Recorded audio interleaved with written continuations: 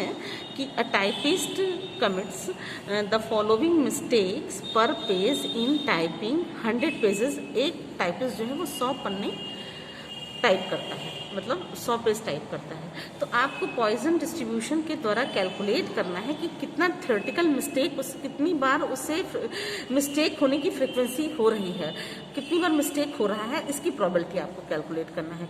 तो मिस्टेक पर पेज, तो हम लोग 0 से शुरू करते हैं, 0 1 2 3 4 5, ठीक है। और पर पेज मिस्टेक होने की फ्रिक्वेंसी क्या है, 42 33 14 6 4 1 इज इक्वल टू क्या आएगा, ऐड कीजिए बच्चों, देखिए 42 और 33 कितना हुआ, 75 और 10 85 86 और 14 100, ये आया। वही ये कह रहा है क्वेश्चन में कि 100 पेजेस फ्रिक्वेंसी क्या होगी, हर उसमें आने की फ्रिक्वेंसी क्या है, यानी कि 0 आने की फ्रिक्वेंसी क्या है, 1 आने की मिस्टेक्स पर पेज 1 आने की फ्रिक्वेंसी क्या है, ये आपको कैलकुलेट करना है। गिवन है ई इनवर्स 1 की वैल्यू दी हुई है। ई इनवर्स की वैल्यू, ई इसको 1 बच्चों नहीं बोलिएगा, केवल ई इनवर्स बोलिएगा, क्योंकि ये ऑलरेडी हो जाता है E/1 अपॉन m। ये ई इनवर्स है, नॉट अ e⁻⁻1 इसको बोलिएगा, इसको बोलिएगा ई इनवर्स। तो वैल्यू ई इनवर्स की वैल्यू होती है, दिया हुआ है न्यूमेरिकल में 0.3679। अब हम लोगों को पहले तो मीन निकालना है इस न्यूमेरिकल में। सबसे पहले आप मीन निकालिएगा, तो इस न्यूमेरिकल में मीन कहीं दिया नहीं है, अब आपको निकालना है। पुराना वाला पद्धति कैसे मीन निकालते थे, मीन x की वैल्यू दी हुई है 0 1 2 3 4 एंड 5, ये दिया हुआ है, ठीक है। और फ्रिक्वेंसी दी हुई है, फ्रिक्वेंसी दिया है 42 33 14 6 4 1। तो फॉर्मूला होता था हम लोगों का सिग्मा एफ एक्स मीन, यानी कि X bar is equal to sigma F X. तो आप सिग्मा एफ एक्स की वैल्यू निकाल लीजिएगा, एफ एक्स की वैल्यू निकालिए।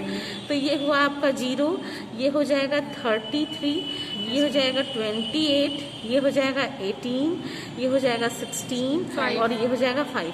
जब आप इसको ऐड कर दीजिएगा तो बच्चों ये आपका आ जाएगा 100 और n की वैल्यू भी आपका आ जाएगा 100।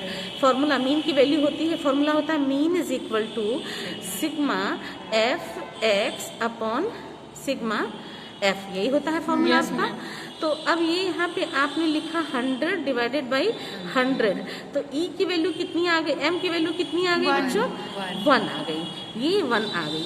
अब इसमें कहीं कंफ्यूजन मत होइएगा कि E और x बार, M और x बार दोनों एक होता है। पाइसन जो है थोड़ा सा अपने आप को अलग रखेंगे ना अर्थमेटिक मीन से, तो उन्होंने कहा कि मेरे मीन की जो वैल्यू होगी, तो मेरा मीन MEA से शुरू होता है तो मैं M ही रखूंगा, रखा कोई रहे अपना x बार, लेकिन मैं M ही रखूंगा और उनके मीन की वैल्यू का नाम होता है M, ठीक है, क्लियर है ये। नेक्स्ट, नंबर ऑफ मिस्टेक्स हैं, नंबर ऑफ मिस्टेक्स यानी कि x, ये हमको ऑलरेडी न्यूमेरिकल में गिवन है, ठीक। फिर है px, मिस्टेक होने की प्रोबेबिलिटी क्या है वो हमें निकालना है। तो px होगा वो, यानी कि मिस्टेक x और x की ही प्रोबेबिलिटी हमें कैलकुलेट करना है। तो क्या कैलकुलेट करके आएगा, इसकी प्रोबेबिलिटीज बनाया जाए, आने की क्या संभावना है। तो प्रोबेबिलिटी हमारी होगी, ये कॉलम बनेगा, और एक्सपेक्टेड फ्रिक्वेंसी क्या होगी। एक्सपेक्टेड फ्रिक्वेंसी बच्चों, ये फ्रिक्वेंसी गिवन है, और इसको बोलते हैं, ये जो फ्रिक्वेंसी पहले वाले न्यूमेरिकल की जो फ्रिक्वेंसी थी उसको बोलते हैं ऑब्जर्व्ड फ्रिक्वेंसी, और ये जो अब आने जा रहा है वो क्या आने जा रहा है, एक्सपेक्टेड, प्रत्याशित, इसको बोलते हैं हिंदी में प्रत्याशित। एक्सपेक्टेड को बोलते हैं प्रत्याशित फ्रिक्वेंसी, बारंबारता।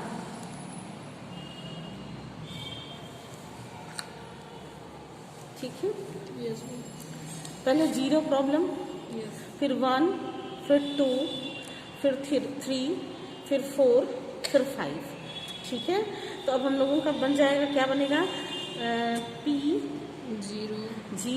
P0 को हम लोग क्या लिखते हैं, E इनवर्स 1, क्योंकि x की वैल्यू क्या आई है, 1 आया है।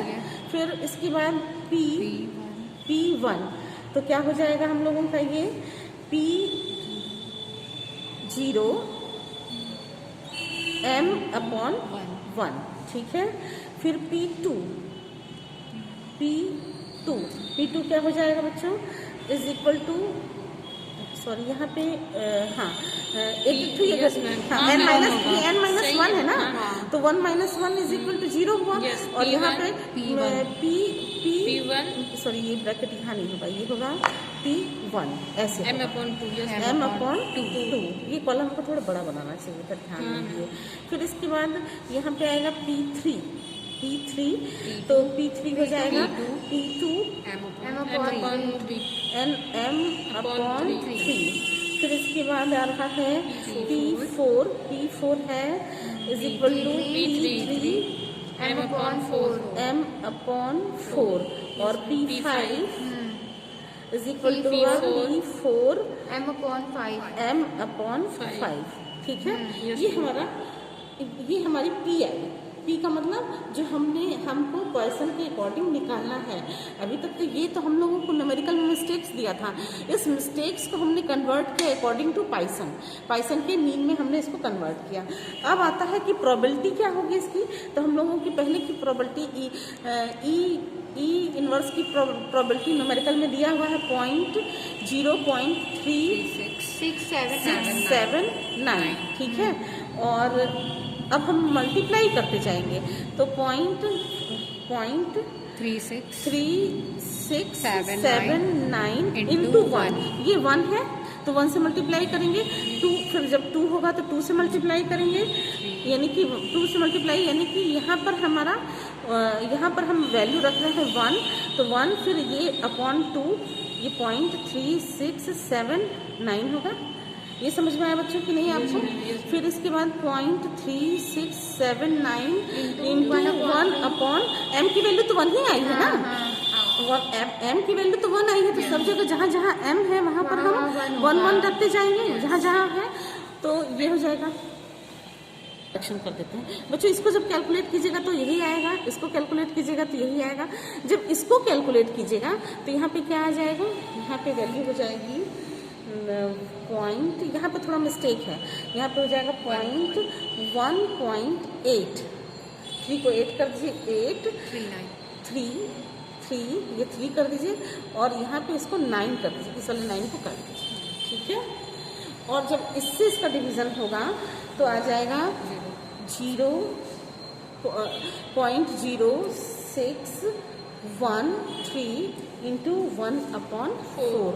तो फिर जब इसको कैलकुलेट कीजिएगा तो आएगा 0.0153 इंटू 1/5।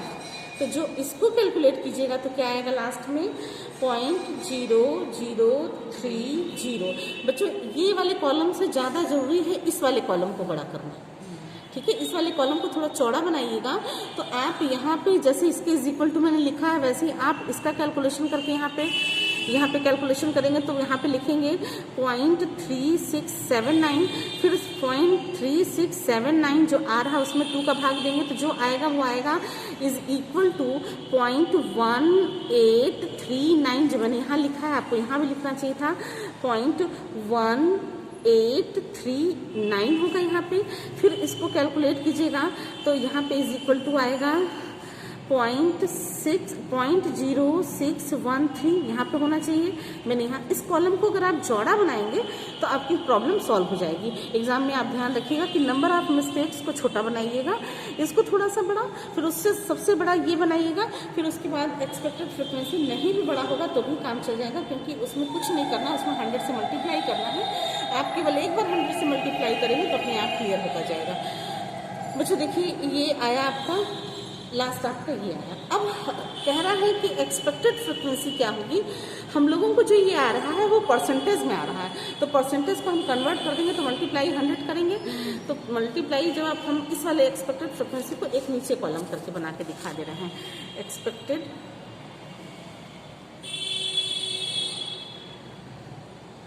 फ्रिक्वेंसी बच्चों ये हो जाएगा, पहले वाला दिया हुआ 0.3679 तो इंटू 100 होगा। सारे प्रॉब्लम्स हम 100 में मल्टीप्लाई करते हैं, ठीक है। तो ये 100 हुआ, क्योंकि अभी जब आप न्यूमेरिकल शुरू करते हैं तो आप 100 to 100 करे ही हुए हैं, आपने फ्रिक्वेंसी 100 की हुई है। आप हर न्यूमेरिकल में पी की वैल्यू निकालते हैं। मान लीजिए 4 टाइम कर रहा है तो आप कैसे पी की वैल्यू निकालते हैं, 4/100 कर देते हैं, 0.4 आ जाता है, ठीक है। वैसे ये भी है, आप इसको, ये एक्सपेक्टेड फ्रिक्वेंसी होगी तो ये आ जाएगा 36 आ रहा है बच्चों, 36। ये 36 कह लीजिए या 0.79 को आप इज इक्वल टू 37 कर दीजिए, ठीक है। फिर इसके बाद है 0.3679 इंटू 100, ये आ रहा था, 100 से मल्टीप्लाई कीजिएगा तो आ जाएगा 37, ठीक है। फिर इस 37, फिर नेक्स्ट जो है वो आपका जो आ रहा है वो कितना आ रहा है, 0.1839 इंटू 100 तो कितना आया आपका बच्चों, ये आ गया 18.39 आएगा। तो 39 चूंकि 5 से कम है इसलिए इसको छोड़ दिया जाएगा। फिर इसके बाद 0.0613 इंटू 100 आया, ठीक। तो ये आपका कितना आ रहा है, ये आपका आ रहा है 6, केवल 6 आएगा। फिर नेक्स्ट वाला है आपका 1.0153 इंटू 100 ये आया आपका। तो ये हो जाएगा 15 नहीं होगा, ये हो जाएगा 2 होगा, क्योंकि आपका आएगा यहाँ पे लगेगा ना, तो ये 53 दिया हुआ है तो 2 हो जाएगा, ठीक है। फिर नेक्स्ट जो आपका आ रहा है लास्ट वाला जो है वो है 0.0030। तो चूंकि ये 50 से बिलो है इसलिए ये ऑलरेडी 0 ही होगा, क्योंकि देखिए बच्चों यहाँ पे लगाएंगे जब मल्टीप्लाई 100 करेंगे, मल्टीप्लाई 100 जब आप करेंगे तो ये आ जाएगा 0.00। अच्छा, इसको बोलते हैं, ये ऑब्जर्व फ्रिक्वेंसी है बच्चों, जो अभी न्यूमेरिकल में दिया हुआ है इसको बोलते हैं F0, ठीक है। और ये जो फ्रिक्वेंसी आई है इसको बोलते हैं FE, ये ऑब्जर्व फ्रिक्वेंसी है और ये एक्सपेक्टेड फ्रिक्वेंसी है। अब ये अब जरूरत पड़ेगी आपको कब, इस न्यूमेरिकल में तो पूरा हो जाएगा न्यूमेरिकल, लेकिन जो इसके बाद का न्यूमेरिकल आएगा वो आएगा आपको काई स्क्वायर टेस्ट। जब काई स्क्वायर टेस्ट करते हैं तो ऑब्जर्व फ्रिक्वेंसी की भी जरूरत पड़ती है और एक्सपेक्टेड फ्रिक्वेंसी की भी जरूरत पड़ती है। तो आपको एक्सपेक्टेड फ्रिक्वेंसी निकालना आ गया। आपको जब तक एक्सपेक्टेड फ्रिक्वेंसी निकालने नहीं आएगा तब तक आप पॉइसन थ्योरी क्या कोई भी थ्योरी नहीं निकाल सकते हैं। तो आपको ये निकालने आ गया कि कैसे निकालते हैं, ठीक। अब इसके बाद जो है ये न्यूमेरिकल यही खत्म होता है, क्योंकि इस न्यूमेरिकल में उसने सिर्फ इतना कहा है कि आप मिस्टेक होने की फ्रिक्वेंसी, हर पन्ने पे मिस्टेक की फ्रिक्वेंसी का प्रोबेबिलिटी निकालिए। तो पहले से जो दिया था वो ऑब्जर्व फ्रिक्वेंसी थी, और लेकिन एक्सपेक्टेड क्या हुई, सच में क्या आया कि जहाँ पर 42 मिस्टेक्स थे वहाँ पर एक्सपेक्ट आया कि केवल 37 मिस्टेक्स। जहाँ पर 33 थे वहाँ पर 37 हो गए, जहाँ पर कम था वहाँ बढ़ गया, जहाँ पर 14 थे वहाँ 18 हो गए, जहाँ पर 6 था वहाँ 6 ही सही था, जहाँ पर 4 थे वहाँ 2 हो गया, जहाँ 1 था वहाँ 0 हो गया। ये मीनिंग समझ में आ गई होगी कि इसको कैसे निकाला जाएगा, ठीक है। आज के लिए इतना ही। अब कल मैं परमानंदपुर रहूँगी।